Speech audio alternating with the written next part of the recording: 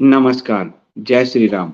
आप सबका India speaks daily पर स्वागत है। इंडिया स्पीक्स डेली अर्थात no left, no right, only Sanatan voice और मैं हूं आपके साथ संदीप देव। कल शुभ घड़ी आ रही है 22 जनवरी। अयोध्या में रामलला मंदिर का उद्घाटन होगा। मैं शंकराचार्य जी के शब्द पे ही चल रहा हूं। उद्घाटन होगा, राम महोत्सव होगा और मैंने सोचा था कि उससे पहले ये राम जन्मभूमि की संघर्ष गाथा मैं समाप्त कर दूंगा, लेकिन इतना डीप है कि उससे पहले समाप्त नहीं हो पाया है। मैं क्षमा मांगता हूं, परंतु मेरे लिए भी संभव नहीं था। बहुत ज्यादा फैक्ट है और नाम कोई चूक न जाए, घटना कोई चूक न जाए, फिर भी मैं बहुत छोड़ते हुए आगे बढ़ रहा हूं। तो आज स्वतंत्रता के बाद जो आंदोलन हुआ, अयोध्या आंदोलन, और इसमें जो विश्व हिंदू परिषद आई, ये हम सब जानते हैं और विश्व हिंदू परिषद की भूमिका रही, इसमें कोई डाउट नहीं। और विश्व हिंदू परिषद को लेकर कौन आया, ये बड़ी बात है। क्योंकि विश्व हिंदू परिषद 1964 में बन चुकी थी और विश्व हिंदू परिषद डेड प्राय थी। इसको 83 में जीवन दिया इंदिरा गांधी ने और इंदिरा गांधी ने इनको बुलाकर कहा था कि तुम आंदोलन करो अयोध्या के लिए। तो इस पूरे घटनाक्रम पे रेफरेंस के साथ आपको दूंगा। आज जो मैं पुस्तक लूंगा उसमें हेमंत जी की पुस्तक तो होगी ही, अयोध्या में अयोध्या, शीतला सिंह का अयोध्या राम जन्मभूमि बाबरी मस्जिद होगी। उस समय का पॉलिटिकल सिनारियो जो है अखबारों में क्या हो रहा था वो होगा, अखबारों से लिया है मैंने। तो इस तरह से आपको एक पॉलिटिकल सिनारियो जब दूंगा और समझ में आएगा कि कैसे राम जन्मभूमि आंदोलन के सूत्र किन लोगों के हाथ में है, हाथ में थे। ये आपको हेमंत जी ने बड़ा सुंदर लिखा है, 2 जगह लिखा है, ये मैं पढ़ देता हूं, बार बार पढ़ूंगा कि मैं ये आपको आजादी के बाद अयोध्या को राम के सुपुर्द करने की दिशा में पहला कदम कांग्रेसी सरकार ने ही बढ़ाया। उत्तर प्रदेश में गोविंद बल्लभ पंत की कांग्रेसी सरकार ने मुकम्मल किया कि विवादित स्थल में चोरी छिपे स्थापित कर दी गई रामलला की मूर्ति वहीं बनी रहे। तो जो पिछला अंक मैंने आपसे कहा था और जो मैंने लिया था वो अंक था कि किस तरह से मूर्तियां रख दी गई, उसकी पूरी आपको घटनाक्रम बताया। और स्वतंत्रता के बाद उस आंदोलन के जो जनक बने वो करपात्री जी महाराज बने। और करपात्री जी महाराज के बाद जो करपात्री जी महाराज ने लोगों को साथ लिया, उसमें महंत दिग्विजयनाथ थे, संत बाबा राघव दास थे। ये संत बाबा राघव दास भी कांग्रेस के विधायक थे। निर्मोही अखाड़े के बाबा अभिराम दास थे, दिगंबर अखाड़े के रामचंद्र परमहंस थे और गीता प्रेस गोरखपुर के संस्थापक हनुमान प्रसाद पोद्दार थे। जिला के कलेक्टर के नायर थे और स्टेट मजिस्ट्रेट गुरुदत्त सिंह थे। ये जो हैं ये बड़े पात्र थे जिनके कारण अयोध्या में मंदिर की रामलला के विग्रह को स्थापित किया गया और इसको स्थापित करके न हटे इसकी व्यवस्था कांग्रेस की सरकार ने की। इसलिए अगर आप देखेंगे तो भारतीय जनता पार्टी के सांसद शाहनवाज हुसैन का वाजपेयी सरकार के समय का, उसके बाद का एक बयान है संसद के अंदर कि अयोध्या को उभारा कांग्रेसियों ने। जब मूर्ति रखेगी गई तो जवाहरलाल नेहरू की सरकार थी, जबकि जवाहरलाल नेहरू इसके विरुद्ध थे, उनको क्रेडिट देना कहीं से उचित नहीं है, वो तो हटाना चाहते थे। गोविंद बल्लभ पंत, तो ये भाजपा भी यही कहती रही शुरू से। लेकिन आज के इस फैनेटिज्म के समय जो लोगों को इतिहास पता नहीं है, इसलिए आज, और अगर मेरी तबीयत ठीक रही तो आज रात्रि वाला, नहीं तो इसको मैं दोपहर में करूंगा, ये 2 एपिसोड आपको संघ और भाजपा, कांग्रेस और भीप की सांठगांठ दिखाएगा। आपको दोनों एक दूसरे के साथ चल रहे थे। कांग्रेस पर्दे के पीछे थी और भीप पर्दे के आगे था। इस तरह से काम चल रहा था और इस तरह से राम जन्मभूमि आंदोलन की पूरी रूपरेखा तैयार की गई। इन्होंने लिखा है हेमंत जी ने कि शुरू की कांग्रेसी सरकारों ने जो दिशा तय की, अयोध्या उसी पर चलती रही और इसकी तार्किक परिणति थी राजीव गांधी की सरकार में मंदिर का शिलान्यास और नरसिम्हा राव की सत्ता में विवादित ढांचा का ध्वस्त होना। जब विवादित ढांचा ध्वस्त हो गया, 36 घंटे तक जो रामलला का जो विराजमान जो टेंट वाला जो मंदिर है वो कांग्रेस सरकार, कांग्रेस शासन के अधीन में उसको स्थापित किया गया, क्योंकि फिर सेना ने अपने कंट्रोल में ले लिया था, अर्धसैनिक बल ने, और अर्धसैनिक बल के नेतृत्व में वहां मंदिर की स्थापना कराई गई। ये कम लोगों को पता है। कल्याण सिंह की सरकार उससे पहले इस्तीफा दे चुकी थी, तो केंद्र के अधीन था उस समय। और यही नहीं, 36 घंटे तक नरसिम्हा राव ने एक गोली नहीं चलने दी। जैसे कल्याण सिंह ने एक गोली नहीं चलने दी टूटते वक्त, मुलायम सिंह ने तो चलाई, पर नरसिम्हा राव ने एक गोली नहीं चलने दी। स्पेशल ट्रेन की व्यवस्था की सारे कार सेवकों को निकालने के लिए। ये इतिहास बड़ा कम लोगों को पता है। मेरा कोई प्रयास नहीं कि कांग्रेस भाजपा क्या, मैं सिर्फ चाहता हूं जब राम सबके हैं तो इस राम जन्मभूमि आंदोलन में जिनकी जिनकी भी भूमिका रहे उन सबको हम नमन करें, तब जाकर हम राम सर्व स्वीकार्य सबके हैं वो बात बना पाएंगे, गिलहरी वाली भावना ला पाएंगे। इसलिए मेरा प्रयास वर्तमान नेतृत्व और पार्टी को तो श्रेय जाता ही है, भाजपा को कौन उससे श्रेय छीन लेगा, लेकिन जो भाजपा के लोग दूसरों का श्रेय छीनना चाहते हैं उस राह में हम खड़े हैं कि आप सबका श्रेय मत छीनिए, सबको श्रेय दीजिए, तब जाकर आप राम के साथ वास्तविक जो राम वनवासी, सबरी, भील, भालू, बानर, गिलहरी, जटायु का मंदिर राम ने बनवाया, तब जाकर राम की वास्तविक राम राज्य की तरफ हम बढ़ेंगे। तो लेकिन जिसने विरोध किया उसको निमंत्रण दिया जा रहा है, अंसारी फैमिली को, जिन लोगों ने विरोध किया उसको निमंत्रण दिया जा रहा है, और जिन लोगों ने भूमिका अदा की उसको गाली दिया जा रहा है। तो ये इसके बीच में आइडेंटिटी खड़े हैं कि हम अपने 10 लोगों को ही सही पर सही इतिहास बता दें, और भविष्य में इतिहास लिखा जाएगा तो सबकी भूमिका, फिर वो कोर्ट के ऑर्डर सब पर लिखा जाएगा। इतिहास को कोई नहीं छुपा सकता।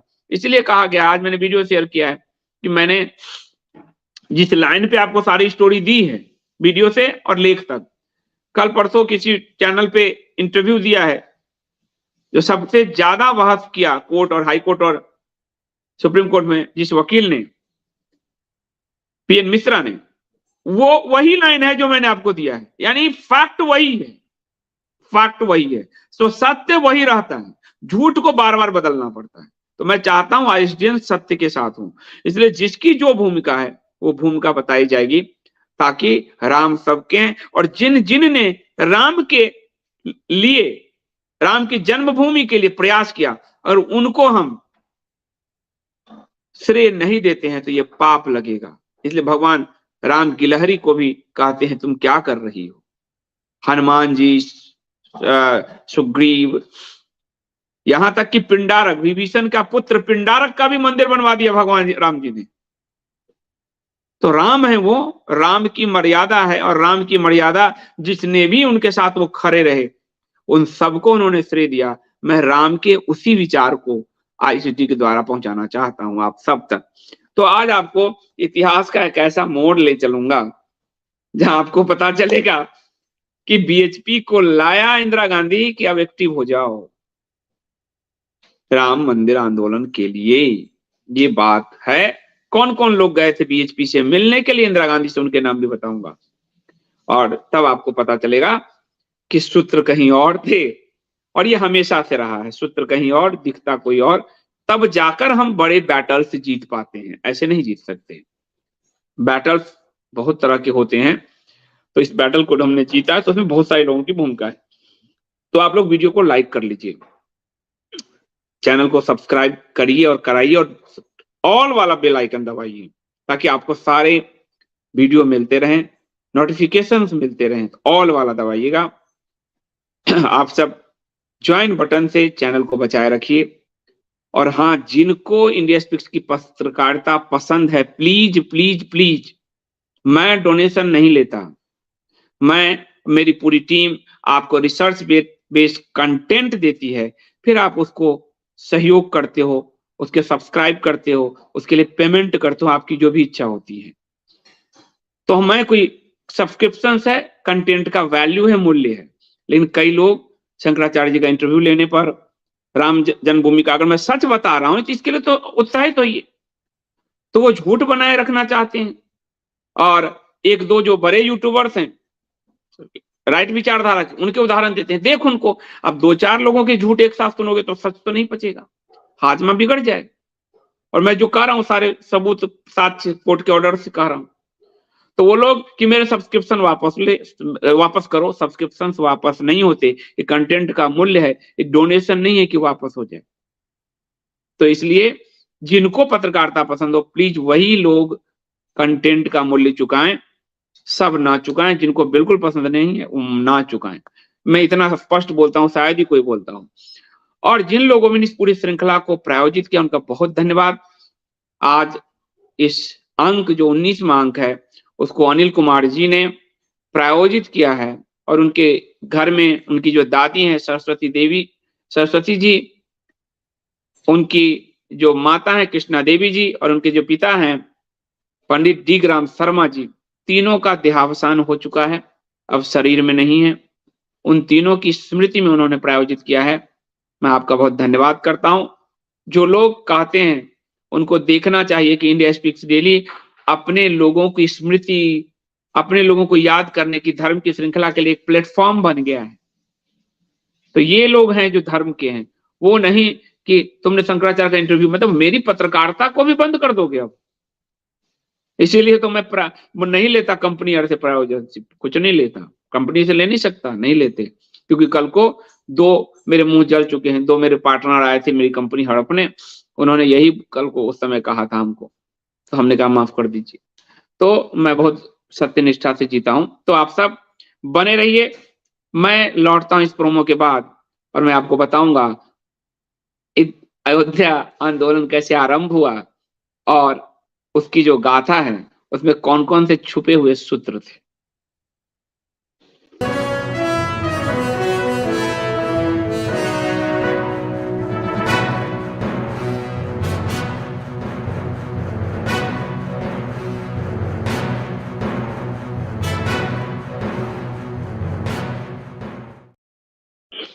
सब पिछला अंक मैंने आपको शंकराचार्य जी के इंटरव्यू से पहले का अंक मैंने आपको बताया था, और बताया था कि भगवान रामलला प्रकट हुए, प्रकट कराए गए, दोनों ही बातें थी आपके लिए।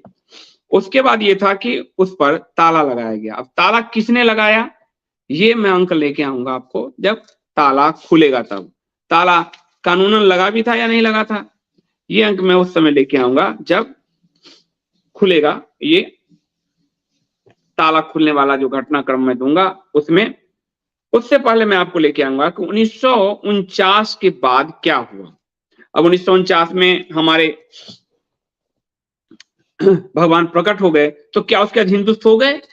नहीं, हिंदुओं ने वहां पर जो 22 और 23 दिसंबर 1949 को मूर्ति प्रकट हुई थी, उसके बाद हिंदुओं ने एक समिति का गठन किया वहां के, और उसे हर वर्ष उसी तिथि को यानी 22 और 23 दिसंबर को भगवान का प्रकाश उत्सव मनाने लगे, कार्यक्रम करने लगे कि भगवान प्रकट हुए, वह प्रकट कृपाला, दीन दयाला, कौशल्या हितकारी, हर्षित महतारी, मुनि मनहारी। तो सब जो है वहां हर साल जमा होने लगे और बड़ा प्रकट उत्सव मनाया जाने लगा। उसमें हिंदू जनता आती थी, हिंदू संत महंत आते थे अयोध्या के, और यहां से अयोध्या आंदोलन का सूत्रपात हुआ। मूर्ति रखने से तो हो ही गया था सूत्रपात, पर यहां से कंटिन्यूटी में एक आंदोलन का सूत्रपात हुआ। और जब आंदोलन का ये सूत्रपात हुआ तो उस समय बीप का गठन भी नहीं हुआ था, बीप थी भी नहीं। तो इस तरह से आंदोलन का सूत्रपात हुआ। एक समिति बनाई गई, समिति का नाम था राम जन्मभूमि सेवा समिति, राम जन्मभूमि सेवा समिति। और ये समिति बनवाई किसने? जिसने मूर्ति रखवाने में कानूनी रूप से मदद की, मूर्ति रखवाने में नहीं, मूर्ति रखने के बाद उसको ना हटाने में। और वो थे फैजाबाद के जिला कलेक्टर के नायर। के नायर की प्रेरणा से 22 जनवरी यानी दिसंबर में मूर्ति रखी गई। 1950 को राम जन्मभूमि सेवा समिति का गठन हो गया। फिर कहूंगा नृपेंद्र मिश्र कुछ सीखिए नायर साहब से, नृपेंद्र मित्र सीखिए। तो वो ब्यूरोक्रेट्स, उसने अपनी नौकरी दांव पे लगाई और कहा नेहरू को नहीं हटाऊंगा मूर्ति, जो पिछली अंक में बता चुका हूं। और उन्होंने प्रेरणा जी खुद तो नहीं बना सकते थे क्योंकि सरकारी अधिकारी थे, तो उन्होंने लोगों को आगे किया खड़ा कि राम जन्मभूमि सेवा समिति का गठन कीजिए। और संस्था ने अपने उद्देश्य में साफ लिखा, जो एनजीओ रजिस्ट्रेशन होता है उसमें साफ लिखा कि हम इस असल को राम जन्मभूमि मानते हैं, राम जन्मभूमि मानते हैं और उसी के लिए समर्पित हैं। ये स्पष्ट तौर पर पंजीकरण में लिखा गया। ये आप सोचिए कितना खुल के एक अधिकारी जो है ये बात खुलकर लिख रहे हैं, लिखवा रहे हैं। तो ये हो गया। इसके अध्यक्ष बनाए गए राम पदारथ जी वेदांती, जो राम पदारथ जी वेदांती थे वहां के अयोध्या के, वो इसके अध्यक्ष बनाए गए।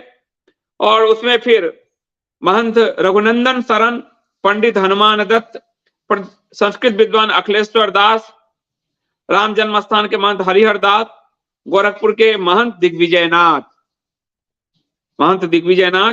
बाबा बलदेव दास, परमहंस रामचंद्र दास, पंडित रामगोपाल पांडे, शारद मूर्ति रखने के जो आरोपी जिन पर एफआईआर दर्ज हुआ, अभिराम दास, महंत अभिराम दास, गोपाल सिंह विशारद, जिन्होंने पहला केस पूजा के अधिकार के लिए किया। गोपाल सिंह विशारद हिंदू महासभा से थे। और मसूद, ऐसे करके बहुत सारे लोग जो थे ये सभी अयोध्या के संत समाज से जुड़े हुए लोग थे, तब भी कहीं नहीं थी। और प्रमुख वकील इसमें रखे गए ताकि चौधरी केदारनाथ, मदन मोहन वर्मा एडवोकेट, जो बाद में अयोध्या के विधायक और बाद से उत्तर प्रदेश विधानसभा के सदस्य भी बने, मदन मोहन वर्मा एडवोकेट, वो रखे गए। तो इस समिति में यह व्यवस्था की गई कि तब तो फैजाबाद जिला था, तो फैजाबाद का कोई भी बड़ा हिंदू नाम ना छूटे, इसलिए मदन मोहन वर्मा जी आर्य समाज से थे, मूर्ति नहीं मानते थे, तब भी उन्होंने वो इसमें आए राम के लिए। बहुत सारे आर्य समाजी भगवान को पूजते हैं, मानते हैं, वो राम के लिए आए, वो इसमें आए और प्रमुख फैजाबाद के प्रमुख संचालक बने। और उसके बाद कई पत्रकार भी, साप्ताहिक जो था संस्कृतम के संपादक, और इस तरह पूरा हिंदू समाज इसमें राम जन्मभूमि सेवा समिति के उसमें प्रकाश उत्सव मनाने की घोषणा हुई, उसमें उपस्थित हुए। 3 जनवरी 1950 को ये लेख संघ के ही मुखपत्र पांचजन्य में छपा। इसमें किसी बीएचपी वाले का नाम नहीं है, संघ में ही छपा था, पत्रिका में होता तो वो लिखते नहीं है उस समय जो है। और उसके बाद फिर बाद में ये इस तरह से चलता रहा। सेवा समिति के बाद में नए, तो साल दर साल चलता गया, साल दर साल चलता गया। बाद में सेवा समिति के नए जो अध्यक्ष बने बाबा रामचरित्र दास, जो फैजाबाद नगर पालिका के में निर्वाचित हुए थे, वो आए जनसंघ से, मैं सबका रोल दूंगा, वो आए जनसंघ से, जनसंघ के टिकट पर निर्वाचित हुए थे बाबा रामचरित्र दास। और राधेश्याम शुक्ल थे। तो ऐसे काफी सारे लोग जो है, एक विंग कमांडर, पूर्व विंग कमांडर धीरेन्द्र सिंह जफा है, जो बांग्लादेश मुक्ति के समय विमान दुर्घटना में गिरफ्तार होने के बाद पाकिस्तान के जेल में थे और शिमला समझौते की तहत रिहा किए गए थे। इनका नाम याद रख लीजिए, नहीं आप नाम होगा। पूर्व विंग कमांडर धीरेन्द्र सिंह जफा, जिनको पाकिस्तान ने गिरफ्तार कर लिया था, उनका जो है। तो इसमें कांग्रेस के कई नेता और सांसद, जैसे जयराम वर्मा, कांग्रेस के प्रमुख कांग्रेसी नेता, सांसद और प्रदेश सरकार में मंत्री रहे जयराम वर्मा, वो भी इसमें शामिल हुए। कांग्रेस के मंत्री भी इसमें शामिल हुए। इसलिए मैं कह रहा हूं कि सूत्र पकड़ते जाइएगा। और रामचरित्र दास ने उनको मुख्य अतिथि बनाकर वो लाए।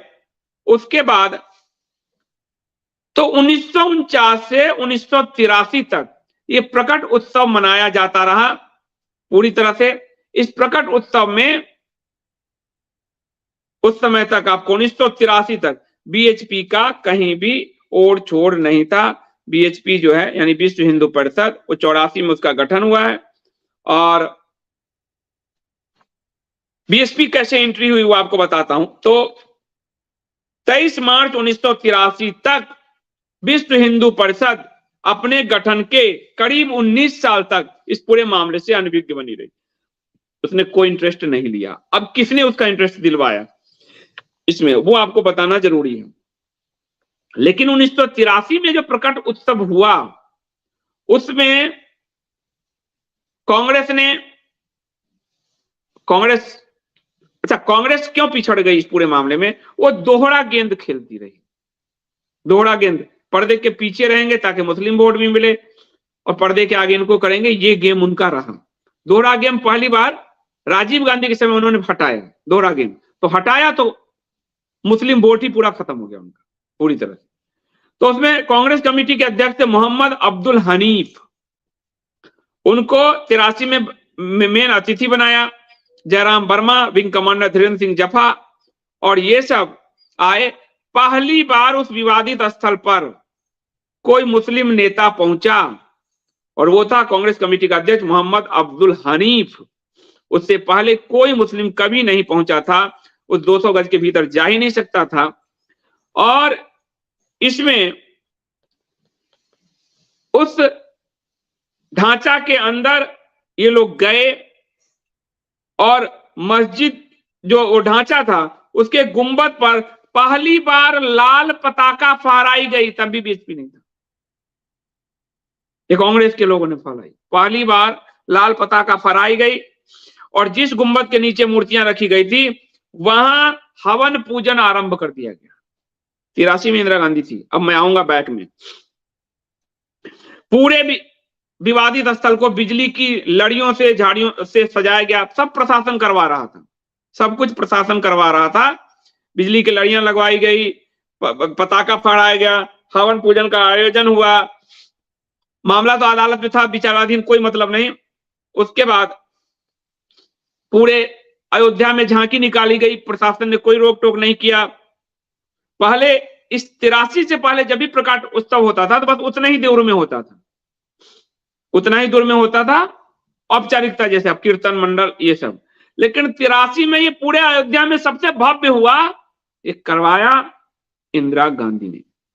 उस समय कांग्रेस, और केंद्र में भी कांग्रेस थी और राज्य में भी कांग्रेस थी, और मुस्लिम कांग्रेस अध्यक्ष से भी इसका समर्थन करवा दिया कि हम अब युद्ध में, अयोध्या में ये पोर्शन नहीं है, युद्ध में अयोध्या वाला मैं बाद में लूंगा, ये है शीतला सिंह की किताब से। तो मोहम्मद हनीफ से भी समर्थन करा दिया कि हम मंदिर का समर्थन करते हैं, कांग्रेस ने अपने अध्यक्ष फैजाबाद के। और दोनों तरफ कांग्रेस की सरकार थी। इससे पहले क्या हुआ, क्यों ऐसा हुआ? एकाएक उस समय के राष्ट्रपति थे ज्ञानी जैल सिंह। ज्ञानी जैल सिंह को इंदिरा गांधी ने एकाएक अयोध्या भेज दिया। इंदिरा गांधी ने उनको अयोध्या भेज दिया और 20 अप्रैल 1883 वही। और जब अयोध्या भेजा तो ज्ञानी जैल सिंह ने कहा कि हम वो स्थल देखना चाहेंगे। तो धीरे धीरे रास्ता इंदिरा गांधी वो कर रही थी। राष्ट्रपति के जाते हुए सर्वस्वीकारता के मामले आ जाते और उन्होंने हवाई अड्डे पर सबको वो भी किया। और उन्होंने कहा अयोध्या से लौटकर दिल्ली जाऊंगा, यानी दिल्ली में मैडम को रिपोर्ट करूंगा। ज्ञानी जैल सिंह ने एक तरह से, क्योंकि राष्ट्रपति खुल के तो नहीं बोल सकते ना, उनको पूरा जो है। और समय मुख्यमंत्री थे श्रीपति मिश्र थे, उनको हनुमानगढ़ी ले जाया गया ज्ञानी जैल सिंह को। उसके बाद उन्होंने हनुमानगढ़ी को देखा, जनता बहुत पूजा करने आई थी, उन्होंने प्रसाद आदि भी चढ़ाया और कहा अब मुझे राम जन्मभूमि ले चलो। राष्ट्रपति ने, यानी राष्ट्रपति के जाते ही वो औपचारिक हो जाएगा। तो अब मुझे राम जन्मभूमि ले चलो। अधिकारियों के तो हाथ पांव फूल गए कि अब क्या करें। तो अधिकारियों ने रास्ता निकाला। उन्होंने कहा राम जन्मभूमि तो पे तो ताला पड़ा है, वो जो प्रोग्राम होता है वो कनक भवन में होता है, तो मैं आपको कनक भवन ले जाता हूं। अब ज्ञानी जैल सिंह को इसका आइडिया था नहीं पूरे नक्शे का, तो ये अधिकारी चालाकी से क्या किया, उनको कनक भवन ले गए और इंदिरा गांधी ने व्यवस्था कराई, आकाशवाणी था रेडियो, उससे पूरा प्रसारण होने के लिए कि अयोध्या में राष्ट्रपति जा रहे हैं, राम जन्मभूमि, इसका पूरा प्रसारण इसका कराया गया। और उसके बाद, और रामनवमी का दिन था, राष्ट्रपति को देखो, राष्ट्रपति को भेजा गया, रामनवमी का दिन था, पूरा प्रसारण हुआ रेडियो पर। और कनक मंदिर में उनको दर्शन कराए गए, उन्होंने संबोधित किया, उन्होंने कहा मैं अष्टमी के दिन यहां आया हूं। अधिकारियों ने कान में कह दिया तो कल होगा ना राम जन्मभूमि टालने के लिए, तो इन्होंने कहा मैं अष्टमी के दिन आया हूं। तो मुख्यमंत्री श्रीमती मिश्र ने कहा नहीं नहीं जी, आज नवमी है, राम जी का जन्मदिन आज ही है। और मंदिर में राष्ट्रपति जी का स्वागत सत्कार हुआ। तो जिस 1949 में जिस पर वहां मामले चल रहे थे, वहां देश के राष्ट्रपति चले गए, लेकिन अधिकारियों ने उनको थोड़ा कनक भवन तक रखा और आकाशवाणी से प्रसारण हुआ। तो ये पूरा हुआ। उसके बाद उसी 1983 में दाऊ दयाल खन्ना, ये सबसे बड़ा नाम है आधुनिक काल में, इस आंदोलन को इतनी ऊंचाई पर ले जाने वाला, ये नाम याद रखिएगा, दाऊ दयाल खन्ना। ढूंढेगा अगर अमरदीप तो मिल जाए। मुजफ्फरनगर में हिंदू सम्मेलन किया और ये दाऊ दयाल खन्ना भी कांग्रेसी नेता थे और इन्होंने 1983 में ही इंदिरा गांधी को अयोध्या, मथुरा, काशी के मंदिर को मुक्त कराने का प्रस्ताव दिया। अभी तक बीएचपी नहीं आई। दाऊ दयाल खन्ना ने कहा कि हम अयोध्या के और मथुरा के और काशी के मंदिरों को मुक्त कराएंगे। एक कांग्रेस के नेता थे और मुजफ्फरनगर के हिंदू सम्मेलन में जो है, पूरा हिंदू सम्मेलन मुजफ्फरनगर में रखा। आज का कांग्रेस नहीं कर सकता, आज का तो क्रिश्चियन कांग्रेस हो गई। हिंदू सम्मेलन रखा और भाजपा का कोई मंत्री नेता भी हिंदू सम्मेलन नहीं रख सकता। अब तो स्थिति ऐसी हो गई, रखा। और उसके बाद सारे कांग्रेसी नेताओं को बुलाया और वे प्रधानमंत्री इंदिरा गांधी से मई 1883 में मिले और भी प्रदेश के मुख्यमंत्री कमलापति त्रिपाठी से मिले और कहे कि अब अयोध्या, मथुरा, काशी मुक्त कराना है, कराइए। कमलापति त्रिपाठी थोड़े चौंके। ये ऑर्गेनाइजर फिर संघ की पत्रिका है, 10 अप्रैल 2007 की। कमलापति त्रिपाठी ने कहा ये तो चिंगारी में आग लगाने का काम करोगे तुम। उन्होंने कहा कोई चिंगारी में नहीं, दाऊ दयाल खन्ना ने, हम इसे मुक्त कराएंगे। और 1983 में बाद में जो विश्व हिंदू परिषद ने समिति बनाई, उसमें भी दाऊ दयाल खन्ना को रखा। विश्व हिंदू परिषद ने सम्मान दिया क्योंकि मामला इन्होंने ही उठाया था, तो विश्व हिंदू परिषद ने सम्मान दिया। और वो विश्व हिंदू परिषद की कार्यशाला में भी गए थे। वो 5 बार मुरादाबाद से कांग्रेस के विधायक रहे और उत्तर प्रदेश कांग्रेस की सरकार में मंत्री रहे। इनका बहुत बड़ा योगदान है विश्व पटल पे लाके वर्तमान में इंदिरा गांधी के कान में डाल के। इंदिरा गांधी तो प्रयास में लगी हुई थी, राष्ट्रपति जी को भेजा था, लेकिन इसको हिंदू आंदोलन करके, सम्मेलन करके और इसको मुक्ति कराने का प्रस्ताव प्राइम मिनिस्टर तक लेके। आज का कोई भी भाजपा का सांसद ऐसा प्रस्ताव आज के प्रधानमंत्री के पास ले जा सकता है? आप सब अपने मन में विचारिएगा। उस समय गुलजारी लाल नंदा, जो नेहरू और शास्त्री की मृत्यु के बाद 2 बार कार्यवाहक प्रधानमंत्री बने थे, वो भी 1983 की उस बैठक में शामिल थे जिसमें दाऊ दयाल खन्ना ने अपना प्रस्ताव पढ़ा। और राम जन्मभूमि प्रकाश उत्सव समिति वह मंच साबित हुई जहां से बीएचपी और संघ को वो मौका मिला। अब यहां से एंट्री का मौका मिला। वो जो सम्मेलन हुआ, पहले दाऊ दयाल खन्ना के मामले को बीएचपी ने उतनी गंभीरता से नहीं लिया कि ये इतना बड़ा मुद्दा नहीं बन सकता, और लेकिन उनको बाद में समझ में आया उस समझ कैसे आया वो समझ आपको बताता हूं। वो समझ कैसे आया? वो समझ आया वो समझ आया इंदिरा गांधी ने के कारण समझ आया। वो आपको बता रहा हूं मैं कि कौन कौन गए इंदिरा गांधी के पास।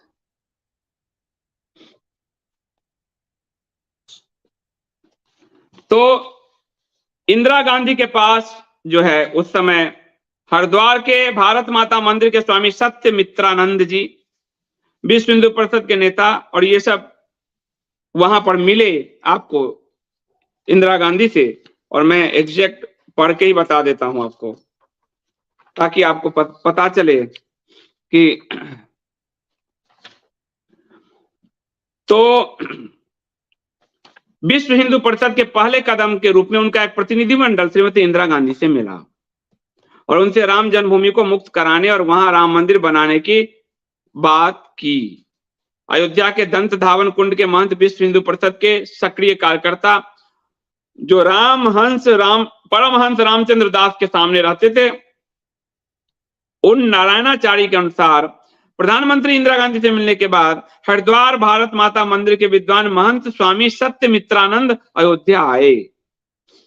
परमहंस रामचंद्राचार्य ने कहा कि इंदिरा जी ने उनसे कहा कि लोकतंत्र में बिना आंदोलन निर्णय नहीं होगा, तो आंदोलन करो। यानी बीप के आंदोलन के गाइडेंस इंदिरा गांधी से मिला। और कैसे मिला वो आप बताता हूं। और कहा कि हम लोगों ने इंदिरा गांधी जी के इस कथन के बाद आंदोलन का निर्णय लिया है। नवंबर 84 में पुनः इंदिरा जी ने हमें बुलाया है, लेकिन इंदिरा की हत्या हो गई थी, तो नवंबर 84 में पुनः बनाया। अब इंदिरा गांधी ने यह निर्णय क्यों लिया विश्व हिंदू परिषद को से अयोध्या आंदोलन कराने का और अन्य संतों से? इंदिरा गांधी ने सिर्फ विश्व हिंदू परिषद से नहीं किया, इंदिरा गांधी ने हिंदुओं के लिए कई चैनल खोले।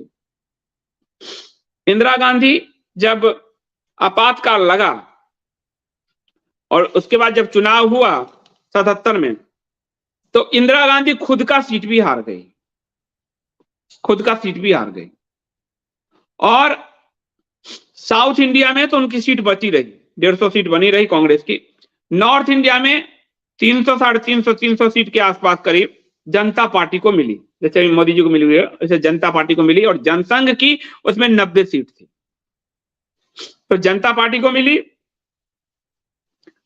इंदिरा गांधी ये बात समझ चुकी थी कि अब उनको वापसी हिंदू रथ पर सवार होकर करना होगा, इसलिए इंदिरा गांधी ने बैक चैनल से कई काम शुरू किए हिंदुओं के लिए। और अगर आप देखेंगे तो 80 में वह पुनः जब सत्ता में आई तो उन्होंने अपना आधार बनाया हिंदुत्व को, और बैक चैनल से वो आरएसएस से संबंध बढ़ाती रही, बैक चैनल से। साथ ही सारे हिंदू संगठनों से उन्हें बनाया। इंदिरा गांधी हिंदू मुद्दों को इतना ले गई कि जम्मू कश्मीर के चुनाव में जम्मू में भाजपा को एक भी सीट नहीं आई। हिंदुत्व के मुद्दे को इंदिरा गांधी ने राजनीति में बड़ा ऊंचाई पे पहुंचाया। 1983 में नेल्लई में नरसंहार हुआ आसाम में। ज्ञानी जैल सिंह ने कहा कि चुनाव नहीं हो सकता। चुनाव आयोग ने कहा ये सरकार ने कहा करा दो, और करीब 5000 मलिच्य साफ कर दी इंदिरा गांधी की सरकार, 5000 नेल्लई आसाम। इंदिरा गांधी खुलकर कहने लगी कि बहुसंख्यकों के कीमत पर अल्पसंख्यकों को नहीं बढ़ाया जाएगा। अल्पसंख्यक इसको अपने विशेषाधिकार ना समझें। भारत में बहुसंख्यकों के कीमत पर उनको जगह नहीं दी जाएगी। और पंजाब उस समय आतंकवाद से जूझ रहा था। तो इंदिरा गांधी हिंदू पॉलिटिक्स को आगे ले जाते हुए दोनों अल्पसंख्यकों को डायरेक्ट मैसेज दे रही थी। और इस राजनीति को वो आगे ले जाने में जो है उन्होंने क्या किया कि उस समय जो हरि सिंह जी के पुत्र थे जम्मू में, डॉक्टर करण सिंह, उनसे एक और संगठन का निर्माण करवाया इंदिरा गांधी ने, विराट हिंदू समागम। बीएचपी के साथ वो भी आए करण सिंह बाद में, विराट हिंदू समागम। और इंदिरा गांधी ने कहा कि संघ को छोड़ो और संघ के सारी ऑर्गेनाइजेशन को साथ लाओ हिंदू राजनीति के लिए। और ये जो 1964 में बनने के बाद से विश्व हिंदू परिषद एकदम निष्क्रिय थी। तो इसको एक्टिव कैसे किया जाए, देखिए मैं आपको बता रहा हूं। आप लोग कहते हैं चुनाव क्यों नहीं लड़ते, ये क्यों नहीं करते, मतलब संदीप जी यहां जाइए, कैसे फंडिंग आदि हुई। 1900 जो यूपी के तब के डीजीपी थे श्री चंद्र दीक्षित, उनका इस्तीफा दिलवाया और कहा कि बीएचपी को एक्टिव करो। इंदिरा गांधी ने एक बात कहा कि बीएचपी को एक्टिव करो। उसके बाद कर्ण सिंह को आगे करके विराट हिंदू सभा बनवा दिया। और वही वो समय है जब इंदिरा गांधी ने चिट्ठी जारी किया सावरकर के नाम और डाक टिकट जारी किया सावरकर के नाम, क्योंकि हिंदू के सबसे बड़े चेहरे तो सावरकर ही थे। तो सावरकर की शताब्दी के लिए चिट्ठी जारी किया कि जोर शोर से मनाया जाए, हिंदू महासभा को कहा। उसके बाद डाक टिकट जारी किया और सावरकर पर फिल्म भी बनवा दी इंदिरा गांधी। और फिर बीएचपी के लोगों को कहा कि आप पधारिए और अयोध्या आंदोलन को शुरू कीजिए। और जब बीएचपी को बुलाया इंदिरा गांधी ने, तो बीएचपी ने उसके बाद, हम सबको सिर्फ इतना ही मालूम है कि लाल कृष्ण आडवाणी ने एक रथ यात्रा निकाली थी, लेकिन उससे पहले इंदिरा गांधी ने बीएचपी से एक रथ यात्रा निकलवाई, यानी सारे हिंदू संगठनों से एक रथ यात्रा निकाली। और यह रथ यात्रा, चूंकि इंदिरा गांधी गुजर गई थी, इसलिए यह रथ यात्रा रुक गई। तो अब ये रथ यात्रा जब इंदिरा गांधी ने कह दिया उनको निकालो, तो विश्व हिंदू परिषद ने, जब ये सम्मेलन हुआ प्रकाश उत्सव 1983 में, 83 बड़ा महत्वपूर्ण साल है, तो लखनऊ का बेगम हजरत महल पार्क था, उसमें भयंकर जन समर्थन आया। कांग्रेस ने पुश किया पूरा, इंदिरा गांधी ने। और उसमें सारे हिंदू संगठन, आरएसएस के सारे संगठन आदि सब आए और इन लोगों ने राम रथ निकालने की योजना बनाई। स्वामी सत्यमित्रानंद हरिद्वार के जो थे, वो कांग्रेस के करीबी संत थे, उनको बागडोर दिया, इनको आगे करो, बीएचपी को कहा इनको आगे करो और रथ यात्रा निकलवाओ। तो पहली रथ यात्रा भी इंदिरा गांधी ने निकलवाई, रथ यात्रा निकलवाई। और 24 सितंबर 1984 को बिहार के सीतामढ़ी, जहां भगवान का, माता सीता का जन्मस्थल है, से राम जानकी के रथ पर राम जानकी की मूर्तियां रखकर रथ यात्रा निकाली गई, पहली रथ यात्रा। अयोध्या होते हुए दिल्ली रवाना हुआ और सरयू के नदी पर संकल्प लिया। 6 अक्टूबर 1984 को अयोध्या पहुंचा। उस समय रथ को लखीमपुर, हरदोई, उन्नाव, कानपुर, फतेहपुर, प्रयाग, चित्रकूट, बांदा, महोबा, उरई, झांसी, ग्वालियर, आगरा, मथुरा, गाजियाबाद होते हुए 1 नवंबर को उसको दिल्ली पहुंचना था और दिल्ली में प्रचार करना था।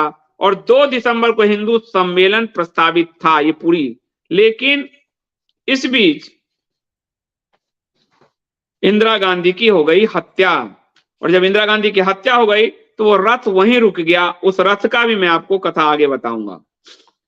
6 अक्टूबर की शाम वाल्मीकि सभागार में श्री राम जन्मभूमि मुक्ति यज्ञ का जो बैठक हुआ, तो उसमें पहली बार भाजपा ने मुख्तार अब्बास नकवी को इंट्रोड्यूस किया कि ये मुस्लिम है, राम भक्त हैं, लेकिन इनको लोग मारते हैं, इनको लोग कूट करते हैं, मुस्लिमों से मारा पीटा, मुझे अपमानित किया, लेकिन मैं राम भक्त हूं। तो मुख्तार अब्बास नकवी पहली बार वहां लाइमलाइट में आए और सबने संकल्प लिया कि हम राम जन्मभूमि का उद्धार करेंगे। रथ यात्रा 8 अक्टूबर को लखनऊ के लिए रवाना हुई।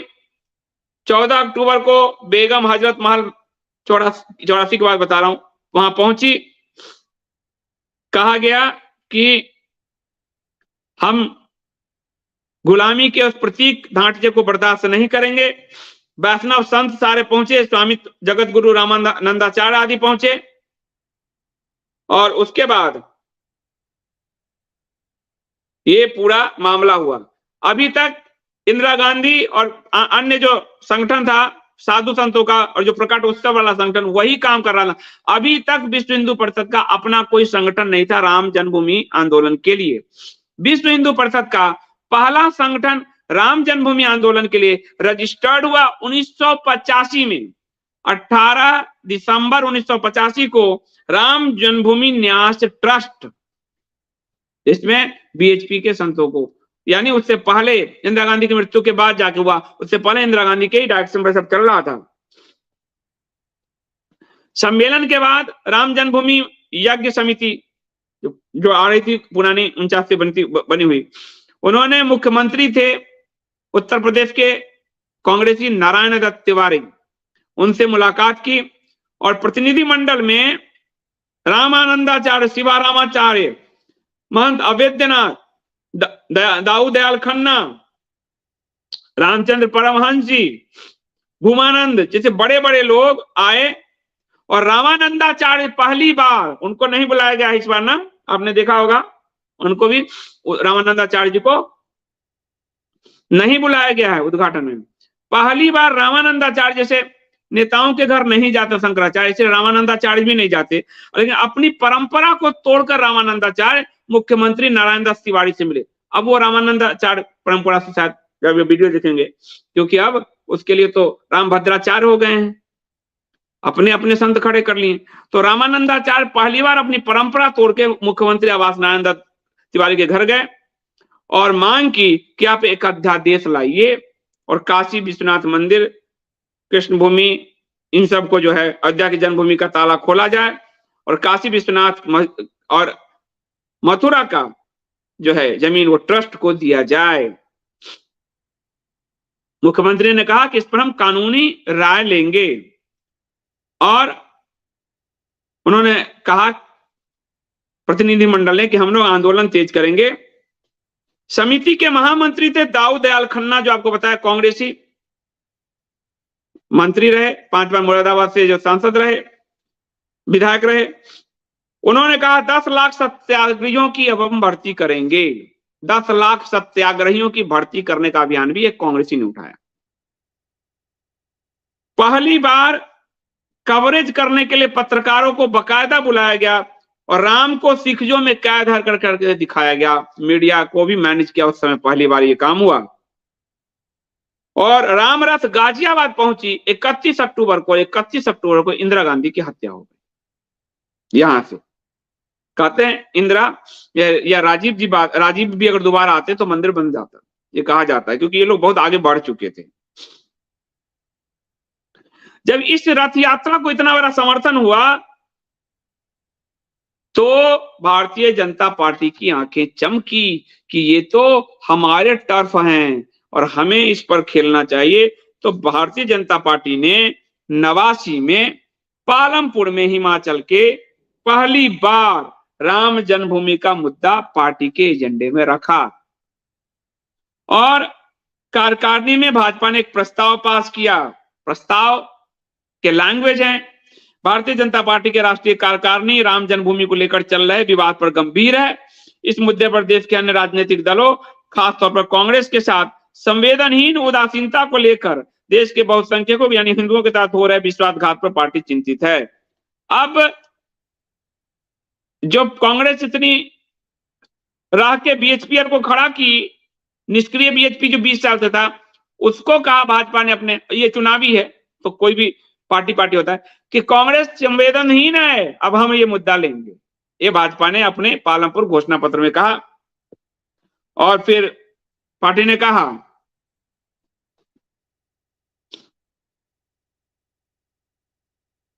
कि घोषणा, यह मामला अदालत नहीं सुलझाएगा। भारतीय जनता पार्टी की पहली लाइन, यह एक ऐसा विवाद है जो अदालत के जरिए नहीं सुलझ सकता है, क्योंकि भाजपा के पास सबूत नहीं थे, बीएचपी के पास सबूत नहीं थे। तो उन्होंने हमेशा, भाजपा की ये लाइन थी कि ये मामला अदालत नहीं सुलझा सकता। अदालत किसी पद या स्वामित्व जैसे विवाद को तो सुलझा सकता है, लेकिन इस पर फैसला अदालत नहीं सुना सकता।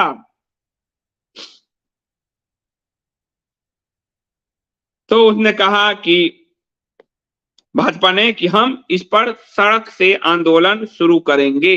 तो ये भाजपा की पहली लाइन इस पर स्पष्ट हुई पालमपुर अधिवेशन में। अब मैं आपको, ये हो गया कि अब तो चूंकि इतनी बड़ी सभा हो गई, इतनी बड़ी राम रथ यात्रा हो गई, भाजपा के भी आ गया, अब इससे कांग्रेस के नेताओं को दूर करने का खेल शुरू हुआ। और कांग्रेस भी, चूंकि इंदिरा मर चुकी थी, राजीव वाला कल वाले में आऊंगा मैं, तो 80 से पूरे 84 इंदिरा की पूरी राजनीति हिंदुत्व की राजनीति थी, तो वो मर चुकी थी। तो अब राजीव गांधी कोई बड़े मजबूत नेता तो थे नहीं, तो अब उस आंदोलन पर छीना झपट की लड़ाई शुरू हुई, संतों में लड़ाना शुरू हो गया मामला, वो भी आपको बताऊंगा। अब संतों को विभेद करना शुरू किया, क्योंकि ये अब तो मेरा है। अब इसका आपको उदाहरण देता हूं, शीतला सिंह के किताब में लिखा है कि, और नहीं, ये डीबी राय की किताब है।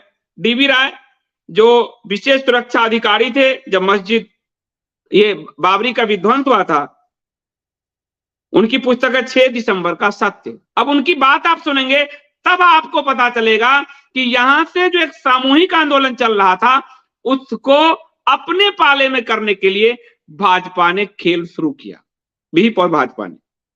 डीबी राय लिखते हैं, और एसएसपी हो गए थे फैजाबाद के, विशेष सुरक्षा अधिकारी थे जब विध्वंस हुआ। उत्तर प्रदेश के मुख्यमंत्री वीर बहादुर सिंह कांग्रेस के एक दिन हमें बुलाया और पूछा कि आप गाड़ी चलाते हैं? मैं आपकी गाड़ी से ही जाऊंगा, मुझे एक जगह जाना है। मुख्यमंत्री ने कहा, विशेष सुरक्षा अधिकारी थे वो, तो बोले कि हमको गार्ड वार्ड नहीं चाहिए, एक विशेष जगह जाना है, आप गाड़ी चला लेंगे? उन्होंने चला लेंगे। सभी सुरक्षा कर्मियों को फिर छुट्टी दे दीजिए। सभी सुरक्षा कर्मियों को छुट्टी दे दी गई। मैं उन्हें महानगर में एक रिटायर आयकर अधिकारी के आवास पर ले गया।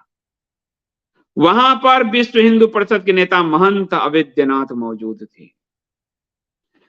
उत्तर प्रदेश के कांग्रेस की मुख्यमंत्री वीर बहादुर सिंह जिस अधिकारी के साथ जा रहे हैं, वो अधिकारी ने लिखा है 6 दिसंबर के सत्य किताब में, जिसको आप लोगों को नहीं बताया जाता। वहां पर 3 ही लोग थे उस बैठक में, मुख्यमंत्री वीर बहादुर सिंह, विशेष सुरक्षा अधिकारी डीबी राय और बीएचपी के नेता महंत अवेद्यनाथ।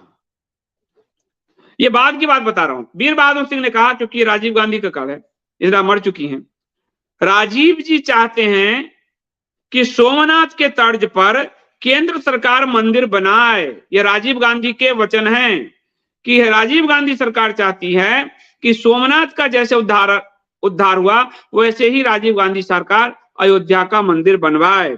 शर्त यह होगी कि मंदिर केंद्र सरकार बनवाएगी। ये जो आज कह रहे हैं, कैसे पहले बन जाता, उसको कैसे लटकाया गया, ध्यान से सुनो।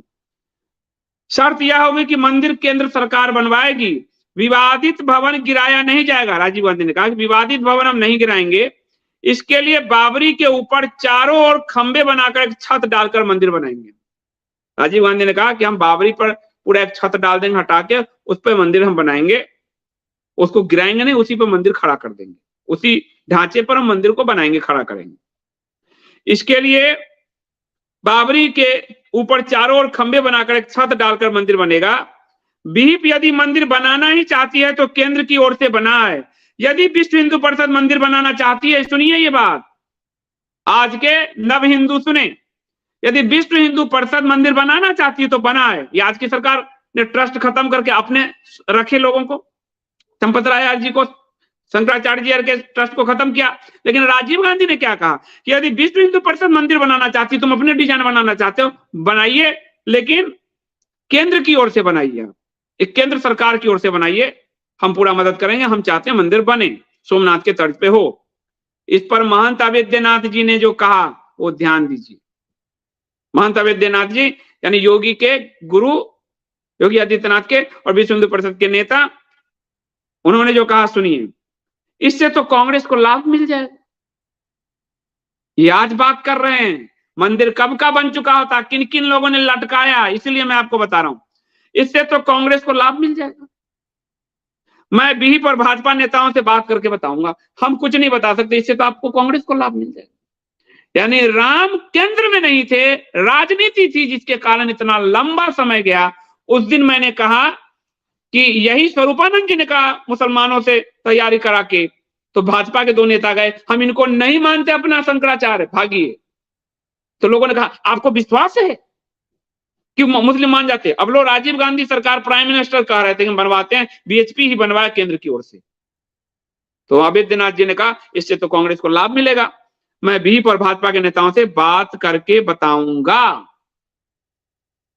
और मामला ललका दिया। श्रेय लेने के होड़ में राम जी आज 40 साल से अब जाकर रामलला विराजमान, और रामलला विराजमान की जो मूर्ति पधारी है विराजमान, उसको भी हटा के अब नई मूर्ति कर रहे हैं, फिर उनकी अपनी मर्जी। उसके बाद क्या हुआ कि अब यहां से भी पर भाजपा को लग गया कि तो बड़ा आंदोलन हो गया। राम कथा जो आंदोलन शुरू करवाया था इंदिरा ने बीएचपी से, उसका देख के बड़ा हो गया। और इधर इंदिरा की मौत के बाद राजीव गांधी पहली बार इतिहास में 3 बार नेहरू बने, इंदिरा बनी, इतना सीट नहीं मिला। हिंदू बुखार चढ़ गया पूरा, क्योंकि हिंदू सिखों ने मारे थे 2 खालिस्तानियों ने, सिखों ने क्या कहा खालिस्तानियों ने। तो 410 सीट राजीव गांधी को मिली। तो राजीव गांधी को टोटल पहली बार जो हिंदू वोट कंसोलिडेट होकर किसी को मिला, वो राजीव गांधी को 410 सीट मिली राजीव गांधी को, हिंदू वोट, पूरी तरह से हिंदू वोट। तो राजीव गांधी उसी लाइन पे चले, और खुद वाजपेयी और आडवाणी भी हार गए, ऐसा हिंदू वोट चला। भाजपा को सिर्फ 2 सीट मिला, ग्वालियर से वाजपेयी खड़े थे, हार हो गई। उससे पहले जब इंदिरा गांधी ने 80 से 84 के बीच हिंदुत्व की लहर शुरू की, तो जम्मू में 1 सीट नहीं मिला भाजपा को। तो भाजपा को समझ में आ गया कि राजनीति हिंदुत्व की करनी होगी, हमारा तो संघ का बैकग्राउंड है, ये हमारे टर्फ पर खेलने आ गए और ये सफल होते जा रहे हैं, अब हमें होना है। तो जो ज्वाइंट वेंचर से राम मंदिर बनता, वहां से भाजपा ने कांग्रेसियों को बाहर करना शुरू किया, और मुख्यमंत्री को कहा भाई हम तो मंदिर नहीं बनने देंगे, क्योंकि इससे कांग्रेस को लाभ मिल जाएगा। तो उधर राम जानकी रथ रुक गया यहां पे, और दाऊदयाल खन्ना जो मैंने बताया आपको मंत्री थे, उन्होंने एक सर्कुलर भेजा उत्तर प्रदेश के ग्रामीण अंचल में, यानी उसमें राम जानकी रथ जो बीएचपी से शुरू करवाया इंदिरा ने, उसमें अपने दाऊदयाल खन्ना को भी रखा। हालांकि पूरे बीएचपी को श्रेय देने के चक्कर में कुछ लेखक लिखते हैं दाऊदयाल खन्ना से इंदिरा नाराज थी, इसलिए दाऊदयाल खन्ना ने यह काम किया है। दाऊदयाल खन्ना ने प्रस्तावना जाके इंदिरा को दिए थे, उस समय की पूरी राजनीति जो है। उसके बाद राम जानकी रथ 350 स्थान पे गया, लोगों ने खूब पूजा अर्चना किया, और बड़ी मात्रा में जो है इसमें परिपत्र बांटा गया। और इसमें राम जन्मभूमि आंदोलन से जुड़े महंत नृत्य गोपाल दास, परमहंस रामचंद्र दास और नारायण चार्य जो है, इन सब को वो इससे विचलित हुए, क्योंकि अब इसको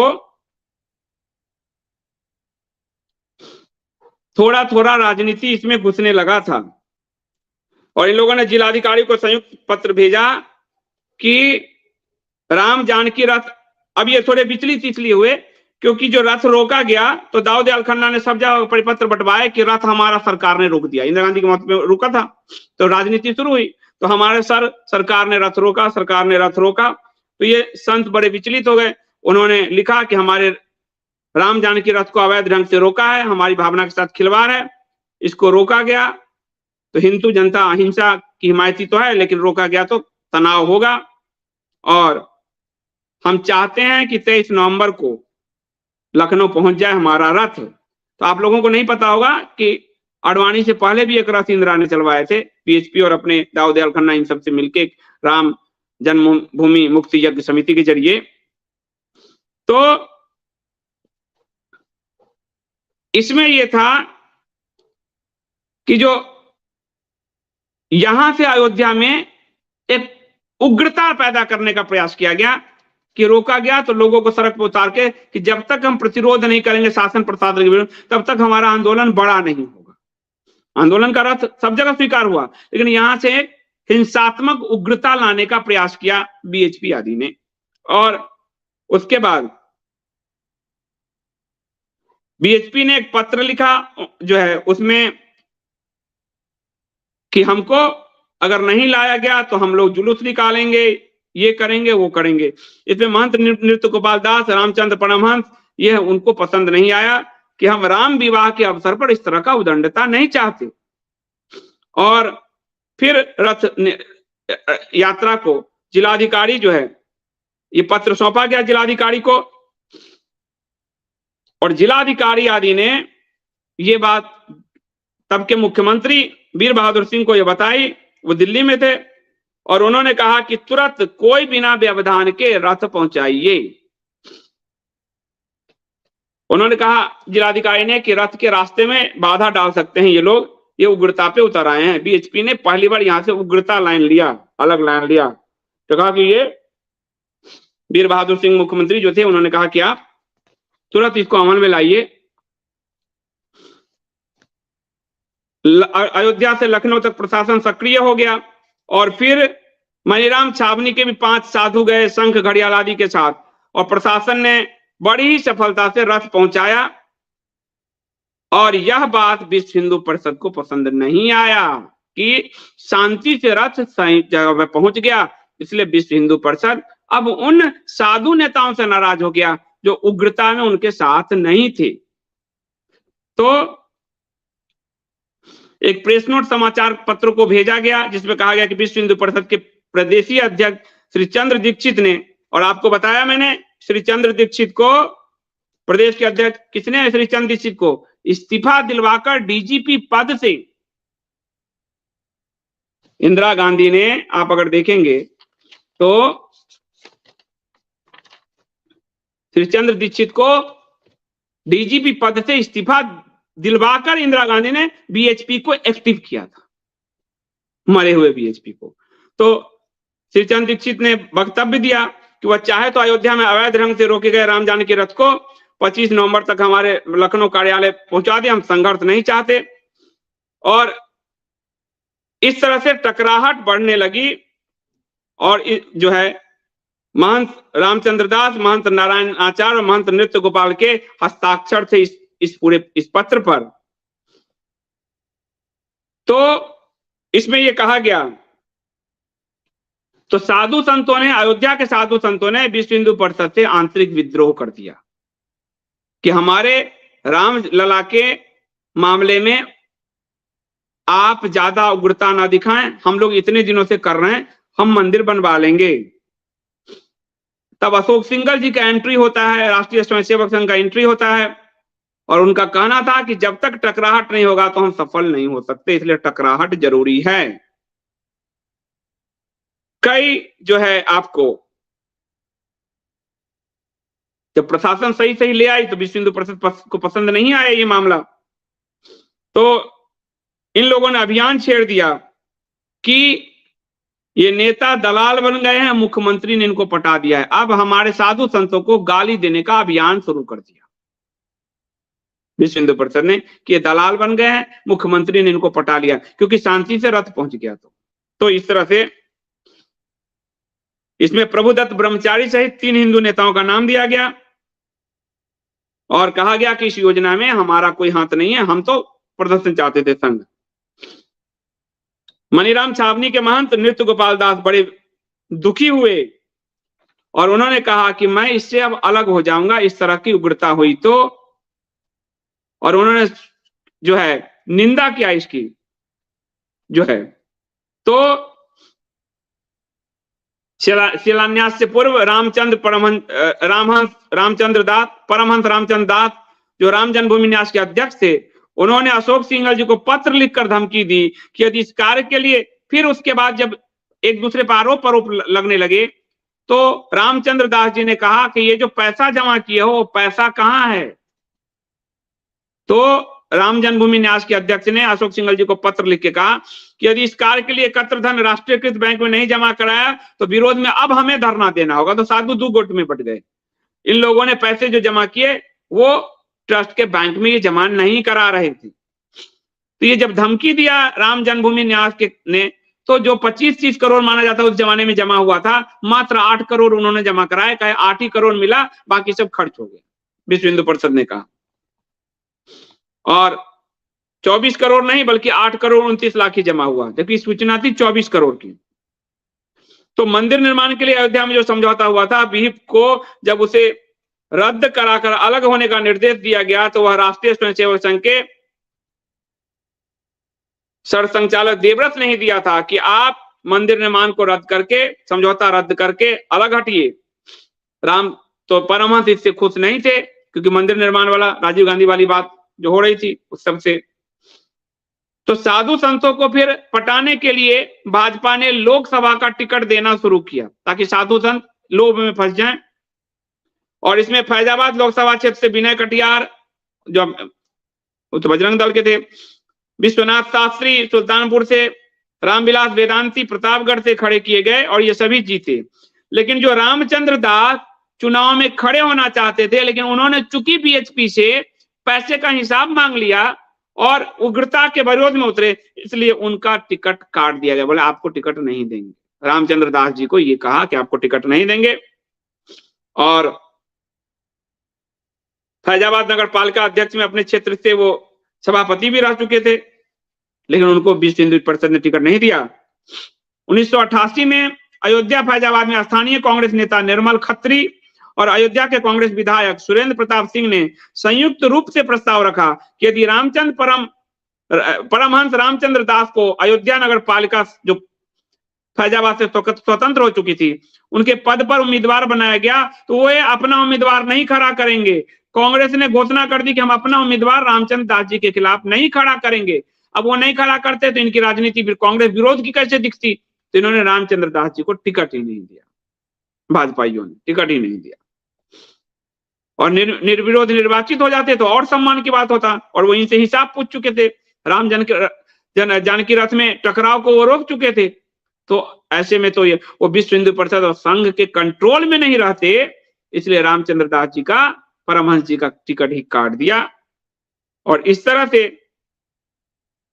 जो है जो भी जिनकी भी आरएसएस की पृष्ठभूमि नहीं थी, या तो आरएसएस के प्रति समर्पित रहे या फिर बाहर जाएं, जैसी रणनीति, तो धीरे धीरे साधु संत सरेंडर करते चले गए। तो इस तरह से पूरे आंदोलन की रूपरेखा बनी, जिसमें कांग्रेस भी थी, भाजपा भी थी, बीएचपी भी थी और साधु संत समाज भी था। और इस तरह आप सबको मैंने 1949 से लेकर 83-84 तक की घटनाक्रम में मैंने आपको बता दिया। अब आपको मैं जो ताला खुला उसकी घटना, यदि मेरी तबीयत ठीक रही तो मैं रात में बताऊंगा, नहीं तो कल दोपहर में बताऊंगा। कल तो 22 जनवरी है, कल सुबह से उत्सव रहेगा, तो आप लोग अगर आएंगे कमेंट में लिखिएगा तो मैं उसको बताऊंगा। यदि आप लोग उत्सव में भाग ले रहे हैं तो फिर जैसा भी आप कहेंगे उसके हिसाब से तो लेट रखूंगा। यदि रात में मेरी तबीयत ठीक रही तो रात में मैं ताला खुलने वाली घटना तक ले आऊंगा।